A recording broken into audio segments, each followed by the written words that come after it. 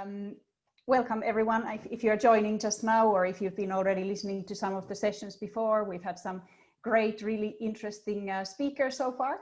And I hope I'm gonna not disappoint you on that, and we'll continue on a good note on things. So my name is Thea Ross. I am the Managing Director of Strategic Hotel Consulting. We are an international management consultancy based in Zurich in Switzerland. And we essentially help investors to make good investments into the hotel market and then to run profitable properties, which is extremely difficult at the moment because the market truly is having a very hard time everywhere in the world. So what we're going to do today is that we will talk for the next 20 minutes or so and look at some of these creative concepts that are taking place in different parts of the world to see what sort of success they have been having, because at the moment, basically any revenue is very welcome. Before we get started, I just want to mention this is an event organized by Travel Awards, and Travel Awards is all about recognizing excellence and talent. So I want to thank Paul Leguet, who has recently joined Strategic Hotel Consulting and who has done an excellent job in helping me to put together this presentation for you. So next slide, let's get started. So just to sort of set the scene here for you on why is it that it's important to diversify the revenue streams right now. Basically, we are in a situation in the hotel industry that we've just never witnessed something like that. So if you look at the STR data for the second quarter of this year, occupancy worldwide down 65%, ADR down over 50%, RevPAR down 75%. These numbers are just incredible. And there is no way to try to sugarcoat the situation. This really is a very challenging situation for hotels around the world. And all hotels can try to do is to basically look at every possible way how they can try to drive revenue through the doors. Next slide.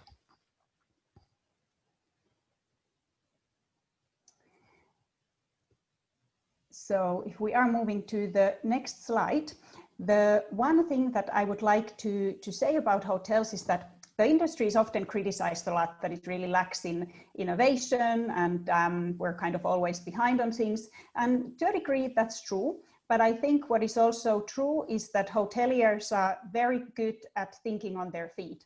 So now that we have been faced with this situation where truly hotels are struggling, actually there has been a lot of creativity out there and some very interesting creative concepts have emerged.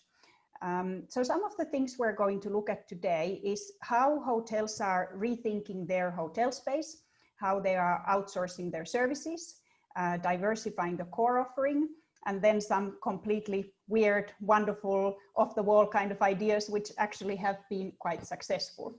Next slide, please. So let's first think a little bit about the hotel space and how is it that we see it in hotels. The traditional model of hotels is that essentially you have your rooms, which generates the majority of your revenue, and then you have some restaurants, meeting space, spa perhaps to support that. And now in this situation, because basically there is very little rooms revenue and there is even less, for example, meeting revenue, all of this has been a little bit mixed up. So let's have a look at some of these examples, what hotels are doing. Next slide, please. So here is a first example from Vienna in Austria. So this is the Sacher Hotel, which basically decided early on after the lockdown was eased, but people were still not comfortable eating out in restaurants, that perhaps they could use the hotel rooms to create them as pop-up restaurants where clients or guests outside, sort of maybe local people, can come to the hotel and have a lunch, have dinner, do it in a very socially distant, if not isolated environment in the guest room. It's a bit of a special experience, and you get to see the hotels in your own neighborhood.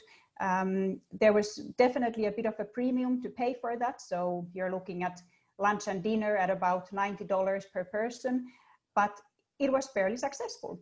So actually the hotel, they were expecting about 10% revenue boost from that.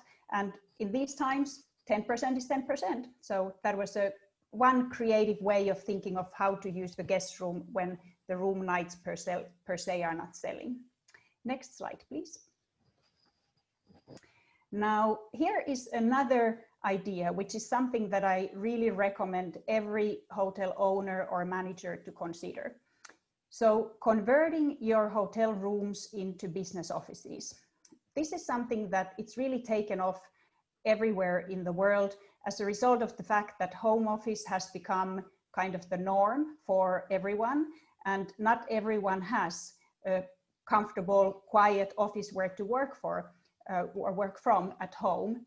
So a lot of hotels have kind of got into this idea that maybe we can convert some of the guest rooms into daytime offices where people from the nearby areas can come and they can work in peace and quiet, then they go back to their homes for the night. So for example, the ANA Intercontinental in Tokyo, they are offering this model at the half day or 3-hour session for $110, full day, $185. It sounds kind of expensive, but this is Tokyo. And this model has had quite a lot of success in many places in the world. The one way how hotels can differentiate from, let's say, co-working spaces that offer it the day use for the office is that hotels can throw in the service. So we already are in an environment where you have this inspirational hotel surroundings, you can give high quality service, you can maybe throw in a free lunch, access to the gym. So this is a very good way to differentiate and give, if you like, a premium product for that. Next slide. So some hotels have already taken this idea quite far. So we have, for example, the Withy Hotel in New York, in the US, which is a basically smaller 70-key boutique hotel, and they have converted an entire floor into loft type of offices. So these are bigger rooms. They essentially accommodate 4 people. So you can also host team meetings in them, and they charge about $200 per day for that. Next slide, please. So in terms of the big brands, they are also thinking along the lines of this, how can we make this co-working or facilitate some of this co-working idea in our hotels? And most of the brands are already doing something on that. There are a couple of interesting models that you can look at here. So you have the idea that you can offer everything for free. So you can have maybe the lobby areas access for free. And then you can offer, for example, some of your smaller meeting rooms or separate studios, which have been converted for this purpose, and charge for an hourly rate for the usage of these. So you can work on the co-working area if you need to do phone calls or anything like this that is maybe private, confidential, you can hire some of these studios. So this is the IHG Crowne Plaza model. Next slide, please. And then you have other brands like Accor, for example, who believe that this is perhaps a model that works better on a subscription basis. So they have recently launched this Vojo plan, which basically you pay about $11 a month, and then you can access these Vojo sort of offices within their hotels, and you get certain perks like discounts on F&B and so forth. The bottom line here is that all the research seems to be indicating that people are actually working quite well from this remote setting. And on some McKinsey statistics, it's even 41% people say they are more productive this way. So this home office or working outside of your usual office, that trend seems to be continuing. So this is something I really encourage every owner and operator to look into if you have a way of somehow accommodating these business needs into your hotel. Next slide, please. Now, another area which is, this has really come as a result of this COVID situation, relates to how hotels are servicing student housing at the moment. So this came from the fact that obviously now we're in the autumn, students are coming back to schools, the campus cannot accommodate people in the way it used to before. So there is requirements for more social distancing. Some rooms are required even to be left for isolation beds. And as a result, a lot of the universities are looking for alternatives where to accommodate their students. Next slide, please. So hotels have popped up as a quite viable option for that. And the idea here is that you can have a very solid base demand, which runs from sort of September to May in most cases during the season. And you can charge, obviously not the full rate, but you can charge something which basically serves as your base demand, a little bit like aircrew would at the time when there was aircrew. So you have, for example, the Suffolk University in Boston. They are working with Hyatt Centric, with DoubleTree, with Wyndham to provide some additional accommodation for their students. Scandic in the Scandinavian countries has just launched their own program for that. So they are offering it at 1,140 euros per month, including housekeeping and breakfast and access of the gym and fitness, which is, it's quite posh for a student. But basically that works out to be just below 40 euro a night, which is definitely not what the usual rates would be, but nevertheless, it is a good base level of demand which hotels could consider. Next slide, please. So let's move on to the second category of what hotels can do. And namely, that's using some of the service elements that you have in your hotels and looking at how is it that you can provide that for the locals and the neighborhood areas where you're operating in. Next slide, please. So the first thing here to look at, it relates to hotel restaurants. So when lockdown started right around the world, a lot of restaurants, both standalone as well as hotel restaurants, quickly realized that actually here is an opportunity to provide this restaurant food, but deliver it to guests in their home.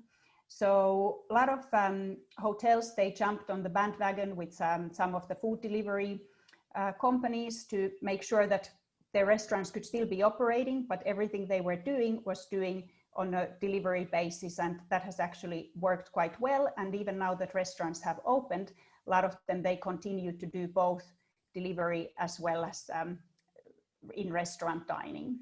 Next slide, please. If you want to take that up a notch, and why not, what you can also do is that you basically combine that together with the service excellence that you have in a hotel. So the idea here is that the guests can order the food, but then they can also have the bartender on call, they have the chef on call, and then that gives you a little bit more of a nice hotel experience, but it's delivered at the home of the person ordering the service. So this has again proven quite popular in many places. The Park hotels in particular in Asia is doing this. And the way you can combine this in a very clever way with your loyalty program is to look at what Wyndham is doing in the US. So they have partnered with Home Chef. And basically what they allow people to do is that you can order certain dishes from their menus and then discount towards the loyalty points. Next slide, please. And basically, this, if you look at this offering the service aspect of your hotel to the local community, it doesn't have to be just the restaurants. So in hotels, we have a lot of areas that we actually are doing a very good job in terms of the housekeeping services, concierge services. You can offer luggage storage, maintenance services. These are all people who are trained, who are good, who are there. And if you don't have the sufficient demand in-house to use them, then why not to provide this already vetted and trained staff to the areas that are around you. So for example, the Bermondsey Square Hotel in London has been doing this quite successfully. And next slide, thank you. We're getting better at this IT. I see the slides are turning before I even get that far. So this is basically going a little bit on the same idea of outsourcing the services. If you really want to take it one next up, you can look at this idea that you're also giving your hotel service to the vacation rental properties that are close to you. So actually, roommate hotels in Spain, they started doing this already back in 2014 with Quique Sarsoa, and then that has actually continued to work quite well for them. Accor has launched their own loyalty program, which is all about servicing the people around you. So I think this is again a trend that is not just COVID related, but it will accelerate and become stronger moving forward. Next slide, please. So we are then going to look at, as a third piece, what are the revenue streams that are more relating to this COVID situation specifically, and how can you sort of benefit from those trends? Next slide. So the first thing really to look at is these staycation packages. So the reality at the moment is that the majority of the demand that is coming, it's leisure demand, it's either domestic or regional, driving distance away. So what hotels have been doing quite well in many places is to offer this kind of staycation packages where you get access to all the wellness amenities, some value adds, all of the outdoor things that can be done. And these have proven to be quite successful in many cases. Next slide. So the staycation packages, for example, in areas like United Arab Emirates have been very good because a lot of the hotels, they can throw in things like the beach, for example, and leisure access to the beach. But even in an urban situation, this can be created quite nicely. So here is the Mövenpick, for example, from Bangkok, where they have created essentially an urban wellness retreat, which then gives you all your healthy meals, the wellness suite, and even information how you can boost your immune system. So very COVID sort of relevant on the trend. Next slide.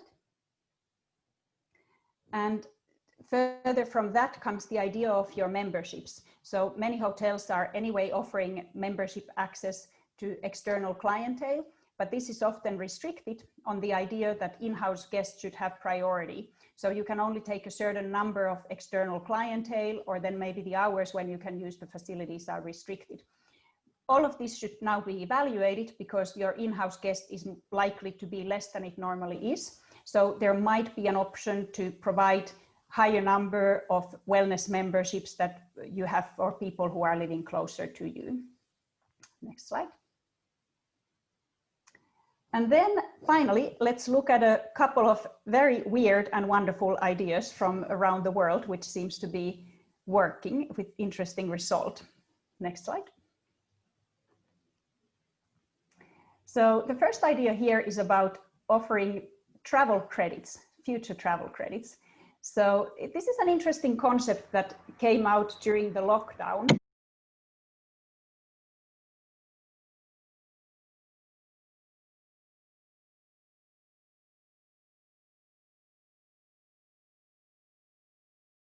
But essentially what we were talking about was travel credits and how that has helped hotels temporarily to boost revenues. Obviously, those credits will be used in the future, but this is something that has initially and temporarily helped them in this very difficult situation to create revenue. Next slide.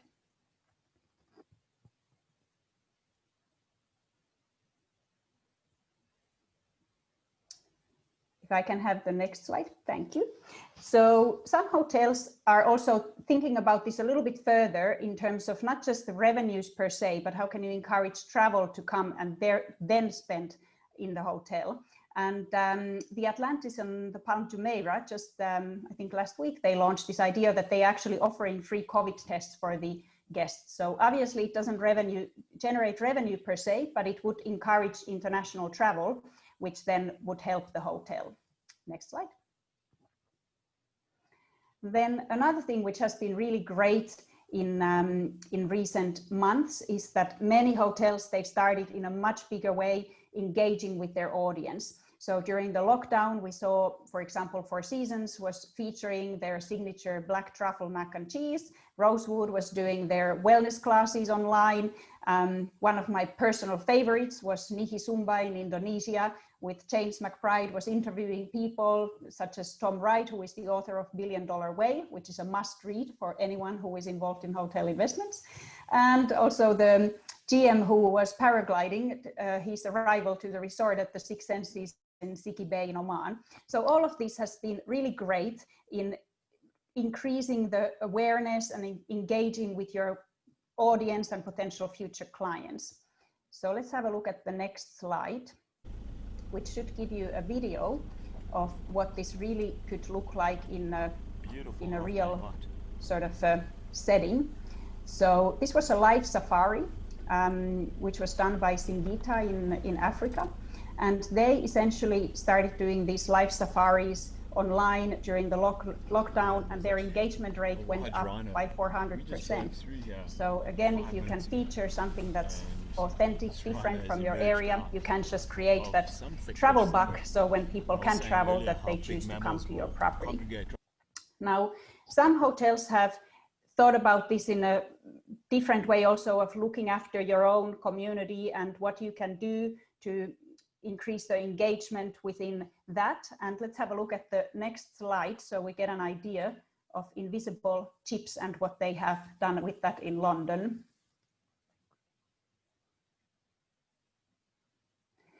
So essentially, Invisible Chips, this was the sort of a very unique way of raising revenue, but not actually for the hotel, but rather for those who are most impacted by all of the challenges within the hospitality industry.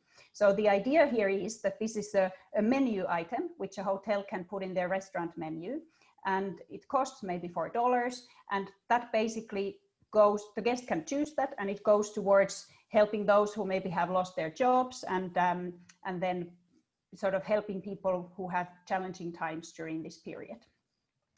And that would be the end of what I can tell you about Creative Concepts. As you've seen, we've had a lot of creative ideas around the world, and I hope that it's all going to help hoteliers to get through these difficult times. It will be better, but it's probably still going to be a bit challenging for a little while.